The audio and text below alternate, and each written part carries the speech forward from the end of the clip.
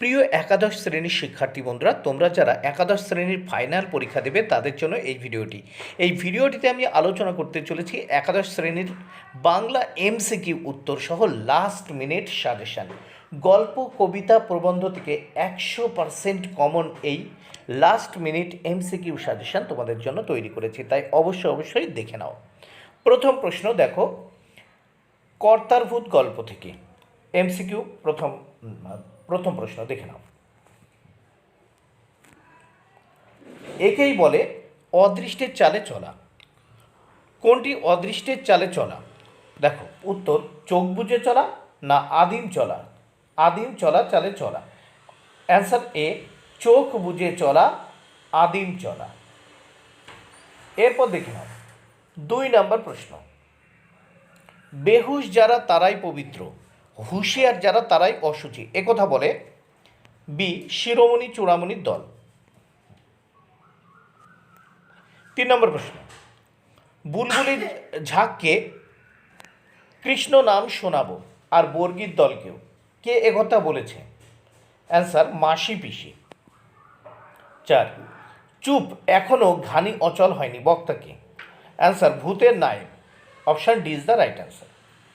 5 নম্বর প্রশ্ন, যেমন করে পারি ভূত ছাড়াবো, কথাগুলি বলেছে এ, অবার চিনরা। 6 নম্বর প্রশ্ন, দেশটাকে সে নাড়েও না অথচ ছাড়েও না, কে এমনটা করছে? অপশানে বুড়ো কর্তা।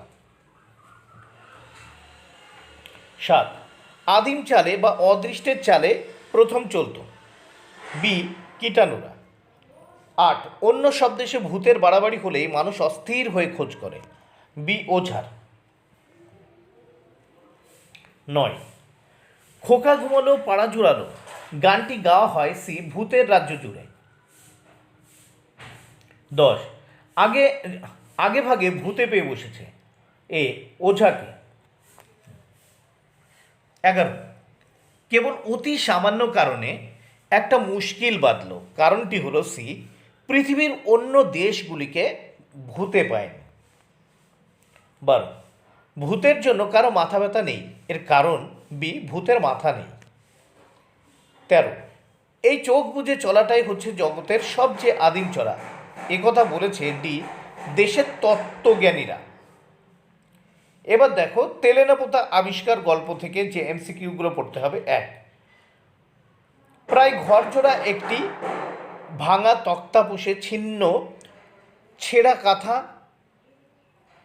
কথা জড়িত একটি শীর্ণ কঙ্কালসার মূর্তি শুয়ে আছে। ছিন্ন কন্ধার অর্থ হলো, উত্তর দেখো সি, ছেঁড়া কথা। 2, মহানগরী থেকে তেলেনাপোতার সম্ভাব্য দূরত্ব ডি, 30 মাইল।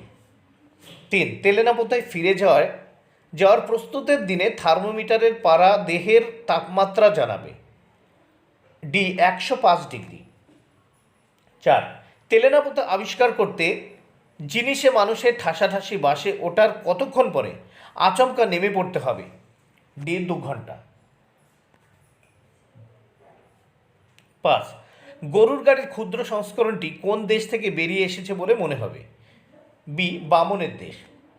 6, গরুর গাড়ির দারোয়ান উৎসাহের সঙ্গে বাজাচ্ছিল, এ, ক্যানেস্তারা।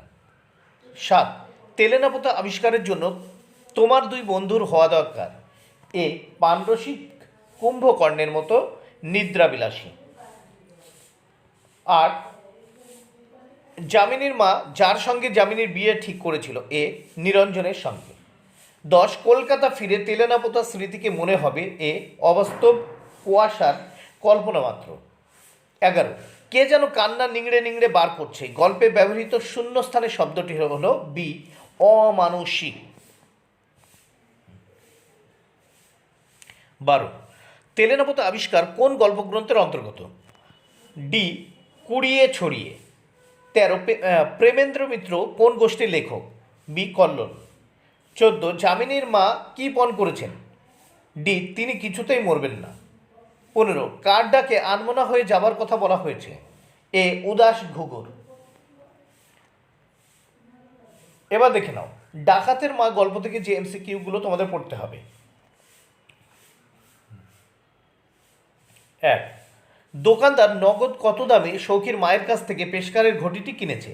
এর 14 আনায়। 2, দ্বারকার সঙ্গে যাবার সময় খাটিয়ার ওপর সৌখী কি রেখে গেল? ডি, কোমর থেকে বার করা বটুয়া। 3, সৌখীর ছেলের বয়স কত? এ 4-5 বছর।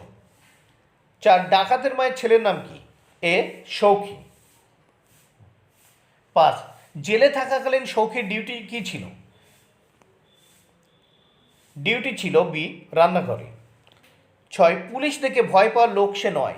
এখানে যার কথা বলা হয়েছে এ সৌখীর মা। 7, এর আগের বার সৌখী জেল থেকে এনেছিল। সি, একটি কম্বল। 8, জেলের ঠিকাদারের কাছ থেকে সৌখী রোজগার করে এনেছিল। এ 90 টাকা। 9, সৌখীর মা কার বাড়ি থেকে চুরি করেছিল? এ পেশকার সাহেবের বাড়ি। 10, সৌখী টাকা কোথায় রেখেছিল? বি, কোমরের বটুয়ায়। গ্যালিলিও প্রবন্ধ থেকে যে প্রশ্নগুলো তোমাদের পড়তে হবে, এমসিকিউ প্রশ্নগুলো। 1, গ্যালিলিও কোন বিশ্ববিদ্যালয়ে কী বিষয়ে পড়াশোনা শুরু করেন? বি, পিসা বিশ্ববিদ্যালয়ে ডাক্তারি। 2, গ্যালিলিও জ্যোতিষ চর্চা করতেন। বি, 1592 সালে ছাত্রদের অনুরোধে। 3, গ্যালিলিও 13 বছর বয়সে কোন মঠে গিয়ে নিয়ে পড়াশোনা শুরু করেন? সি, বেনেডিক্টিন সম্প্রদায়ের মঠে সাহিত্য, ন্যায় ও ধর্মশাস্ত্র নিয়ে। 4, বাড়ি হয়ে উঠল ফ্যাক্টরি কারুশালা। এখানে কার বাড়ি কথা বলা হয়েছে? B, Galileo. 5, গ্যালিলিও হিতাকাঙ্ক্ষী ও সুহৃদ ছিলেন। কার্ডিনাল বেলারিনি। 6, গ্যালিলিও ডাক্তারিতে ভর্তি হওয়ার সময় বয়স হয়েছিল। ডি, 17। গ্যালিলিও কত সালে জন্মগ্রহণ করেছিলেন? ডি, 1564 সালে। 8, গ্যালিলিও এর পারিবারিক নাম ছিল। সি, গ্যালিলাই। 9, গ্যালিলিও দূরবীনে ধরা পড়েছিল। ডি, বৃহস্পতির চাঁদের ছবি। 10, গ্যালিলিও এর দূরবীনের ছবিকে ধার্মিকরা বলতেন। এ যন্ত্রের কারসাজি। 11, ইউরোপের পণ্ডিত মহলে হইচই বেঁধে যাওয়ার কারণ হলো। বি, গ্যালিলিও দূরবীন। এবার দেখো বাংলা কবিতা নীলধ্বজের প্রতি জনা কবিতা থেকে এমসিকিউ। মহেদ্দাস শব্দের অর্থ। মহেদ্দাস শব্দের অর্থ কি? মহাধনুর্ধর। শিখণ্ডী কে? বি, রাজকুমারী অম্বার পরজন্মজাত নপুংসক রূপ। 3, জরার কাহিনী মহাভারতের যে পর্বে রয়েছে? অশ্বমেধ পর্বে। 4, কুরঙ্গী শব্দের অর্থ কি? হরিণ। সি। 5, ফাল্গুনী কার নাম? এ অর্জুনের। 6, জরার অভিযোগ কার বিরুদ্ধে? এ স্বামীর বিরুদ্ধে। 7, ধীবর জননী পিতা ব্রাহ্মণ, এদের সন্তান হলেন। এ ব্যাসদেব। 8, বীরাঙ্গনা কাব্য এ কোন বিদেশি কবি এই কাব্যের ছায়া আছে? বীরাঙ্গনা কাব্যে কোন বিদেশি কবি ও কাব্যের ছায়া রয়েছে? ওভিদের হিরোইডস। 9, ভুলিবয়ে জ্বালা এ বিষম জ্বালা। এখানে জ্বালা হলো বি, পুত্র শোকের জ্বালা। 10, এ জনাকীর্ণ ভবস্থল আজি বিজন জনার পক্ষে। জনার পক্ষে ভবস্থল বিজন কে? এ পুত্র হারানোর জন্য। 11, চণ্ডালের পদধূলি ব্রাহ্মণের ভারে। চণ্ডাল কাকে বলা হয়েছে? সি, পার্থকে। 12, নীলধ্বজ ও জনার পারস্পরিক সম্পর্ক কি? ডি, স্বামী স্ত্রী। 13, বীরাঙ্গনা কাব্য হলো একটি। বি, পত্রকাব্য। 14, পিতামহেশং হারিল মহাপাপী। পিতামহেশ্বর সংহারিল মহাপাপী, পিতামহ হলেন। বি, ভীষ্ম। 15, কুলাটা যে নারী, কুলোটা বলা হয়েছে। বি, কুন্তিকে। কুলোটা যে নারী, কুলোটা বলা হয়েছে। বি, কুন্তিকে। বাড়ির কাছে আরশিনগর, লালন ফকির। দেখো এই কবিতা থেকে যে প্রশ্নগুলো পড়তে হবে। 1, লালন ও পড়শির মাঝে কতখানি ফাঁক? বি, লক্ষ যোজন। 2, পড়শি কোথায় বাস করে? ডি, আরশিনগরে। 3, পড়শি ছুলে কি হবে? এ জম যত না দূরে যাবে। 4, পড়শি কোথায় কিভাবে বাস করে? ডি, সে শূন্যেও থাকে আবার জলেও থাকে। 5, পড়শি দেখতে কেমন? এ তার হাত পা কাঁধ মাথা নাই।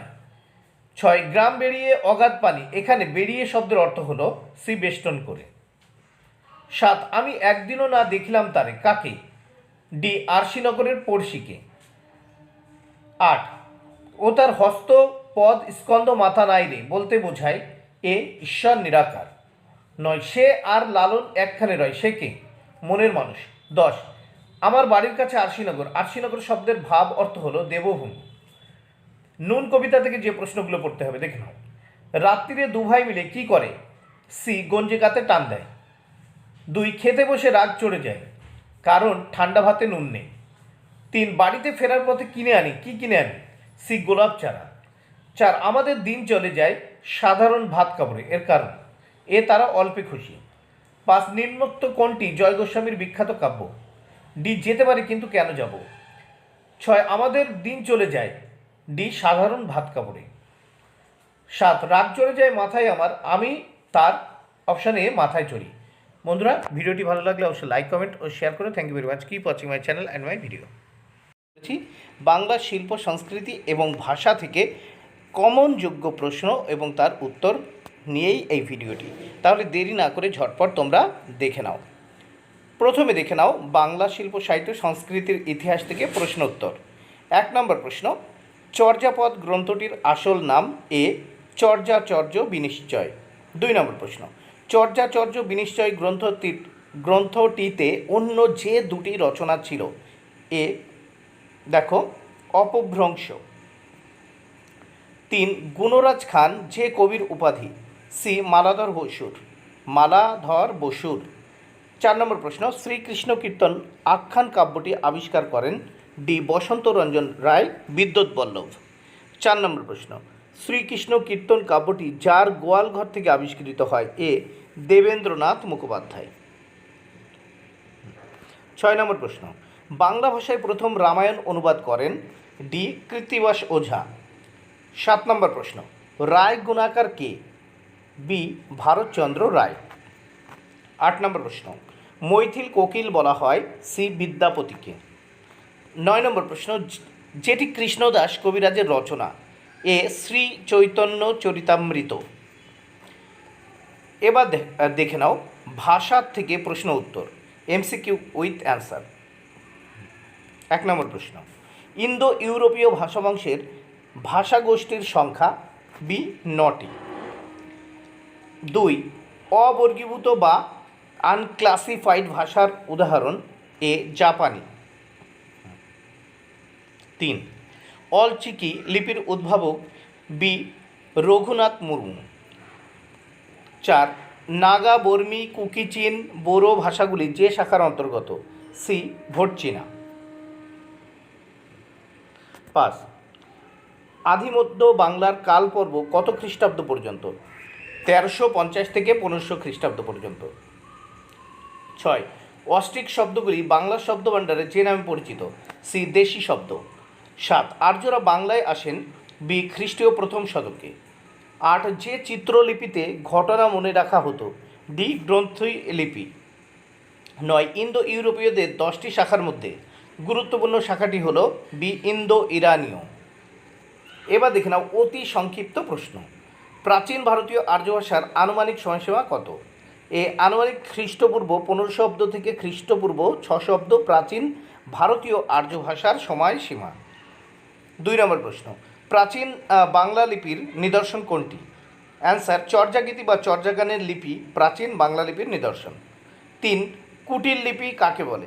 খ্রিস্টীয় সপ্তম শতাব্দীতে সিদ্ধমাতৃকা লিপির যে জটিল রূপ গড়ে ওঠে তাকে কুটিল লিপি নামে অভিহিত করা হয়।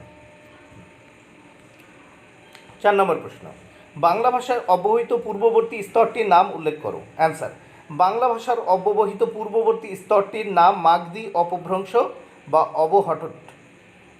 5 নম্বর প্রশ্ন, ইন্দো ইরানীয় শাখাটি ভারতে প্রবেশ করার পর কী নামে পরিচিতি পায়? অ্যান্সার, ভারতীয় আর্য নামে পরিচিতি পায়। 6 নম্বর প্রশ্ন, ভারতীয় আর্য ভাষার 3টি যুগের নাম কি? ভারতীয় আর্য ভাষার 3টি যুগের নাম হলো যথাক্রমে প্রাচীন ভারতীয় আর্য, ওল্ড ইন্দো এরিয়ান, মধ্য ভারতীয় আর্য বা মিডল ইন্দো এরিয়ান, নব্য ভারতীয় আর্য বা নিউ মডার্ন ইন্দো এরিয়ান। 7 নম্বর প্রশ্ন, মিশরীয় লিপির 3টি ধারার নাম উল্লেখ করো। অ্যান্সার, মিশরীয় লিপির 3টি ধারার নাম হলো হায়ারোগ্লিফিক, হিরোটিক এবং ডেমোটিক। 8, বিশ্বভাষা বলতে কী বোঝো? জাতিতে জাতিতে ভাষাগত ব্যবধান দূর করার জন্য ভাষাতাত্ত্বিকরা বিভিন্ন সময় যে ভাষা গড়ে তুলেছেন তাকে বিশ্বভাষা বলে। এই ভাষা আন্তর্জাতিক ভাব বিনিময়ের জন্য সর্বাধিক সহজ ভাষা। এই ভাষার গঠন অতি সহজ ধনী ও সরল। 9, সর্বাধিক জনপ্রিয় ও সার্থক বিশ্বভাষার নাম কি? এর পরিকল্পনা কে করেন? এসপেরাস্তো সর্বাধিক জনপ্রিয় ও সার্থক বিশ্বভাষা। পোল্যান্ড এর অধিবাসী ডক্টর জেমেনহভ প্রথম 1887 খ্রিস্টাব্দে এসপেরাস্তো বিষয়ে তার পরিকল্পনা প্রকাশ করেন। বন্ধুরা, ভিডিওটি যদি ভালো লাগে অবশ্যই লাইক, কমেন্ট ও শেয়ার করো। Thank you very much. Keep watching my channel and my video.